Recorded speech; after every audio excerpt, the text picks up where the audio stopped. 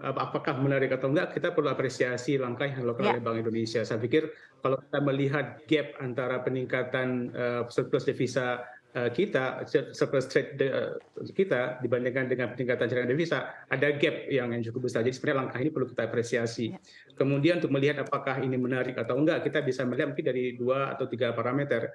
Yang pertama dari sisi coverage, apakah sektor yang diwajibkan untuk DHE-nya masuk kembali ke dalam negeri, apakah sudah signifikan atau belum. Kemudian dari sisi competitive advantage dari yang ditawarkan di Indonesia versus apa yang ada di luar negeri. Jadi dari sisi rate ataupun dari sisi ratings dari institusi yang akan dari sisi institutional rating dari Indonesia atau katakanlah dengan Singapura. Jadi tiga hal yang saya pikir perlu kita lihat. Nah, kalau kita lihat dari sisi coverage, so far kan baru 2 ya, pertambangan dan perkebunan, dan itu merepresentasi hanya 26+2 atau kurang dari 30% dari nilai ekspor kita. Ya. Sementara yang lain, sektor-sektor lain yang seharusnya juga diminta untuk ada kewajiban untuk DHE-nya dikembalikan ke Indonesia, ini belum diwajibkan. Nah, dari sisi competitive advantage, kalau kita lihat dari sisi rate, memang BI mendorong mendekati 5% yang memang ditawarkan di luar negeri. Jadi oke, sudah mendekati, tapi dari sisi rating, apakah triple B dengan triple E, apakah sudah cukup nyaman bagi para eksportir. Namun kalau kita lihat sebenarnya ke depannya, kalau kita melihat angka yang sudah masuk 173, ini langkah yang baik saya pikir. Jadi tapi memang terlalu awal juga, it's too early Terlalu to awal ya, tell Pak, whether ya? it is. Ya.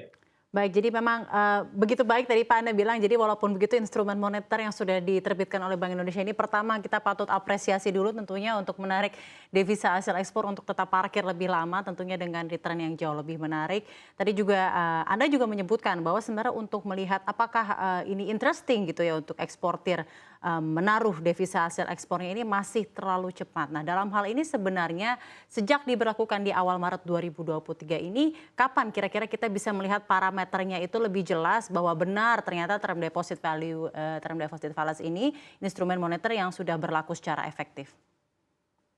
Saya pikir 2 kuartal cukup ya. Kalau Dua kita akan kuartal. melihat mungkin di akhir Maret seperti apa, kemudian di akhir Juni seperti apa. Jadi setelah itu kan kita akan bisa mengevaluasi apakah nambang yang designated ini sudah menjalankan fungsinya baik, apakah dia menawarkan juga ada daya tarik bagi eksportir untuk masuk ke sini. Dan perlu juga dievaluasi apakah 20 bank yang ditunjuk ini perlu tambah lagi atau tidak. Jadi sebenarnya setelah 2 kuartal, saya pikir kita bisa mengevaluasi langkah-langkah yang sudah ditetapkan dan juga melihat numbers-nya. Apakah katakan baru 16 hari 104, apakah nanti setelah 1 bulan, 1 kuartal akan ada peningkatan yang signifikan atau enggak? Apakah merefleksikan gap antara cadangan devisa dengan surplus ekspor kita yang sangat signifikan selama Kita 34 bulan tentunya ini? langsung tertransaksi ya Pak ya, ke cadangan devisa dengan Ya. adanya instrumen moneter ini. Jadi memang ada begitu optimisme tersendiri dalam hal instrumen moneter ini. Pak, ini data juga yang baru kita terima dalam hal permintaan term deposit fallacy, ternyata sejauh ini baru ada permintaan dari eksportir untuk term deposit fallacy tenor 1 dan 3 bulan, 6 bulan sampai saat ini belum ada permintaan. Tanggapan tersendiri dari Anda seperti apa? Mungkin kita harus melihat juga kebutuhan eksportir, kan juga mereka ada liquidity management yang mereka harus kelola. Jadi saya pikir sementara mereka short term needs-nya bisa terpenuhi dengan 1 sampai 3 bulan. Tapi untuk yang lebih medium 6 bulan dan seterusnya, mungkin mereka masih ada kebutuhan lain untuk pembayaran bahan baku dan seterusnya. Jadi mungkin kita bisa memahami bahwa mereka masih interested dengan sampai 3 bulan. Jadi Untuk mungkin ada likuiditas kebutuhan eksportir itu sendiri ya Pak, Pak Lukian Anda memandangnya. Namun selain itu tantangannya dalam hal menarik devisa hasil ekspor untuk penaruhan tenor yang lebih lama itu kira-kira apa saja Pak? Apakah memang lebih ke likuiditas dibutuhkan, di satu sisi kita ketahui return juga jauh lebih besar untuk tenor yang lebih panjang lagi. Namun apakah karena hal-hal seperti uncertainties dalam makroekonomi situation saat ini sampai harus ada kemungkinan tantangan lebih dalam untuk menarik devisa hasil ekspor dengan tenor yang lebih panjang? Mungkin kita perlu lihat ya secara risk kita ya. Saya mungkin masih melihat dari sisi country rating ya.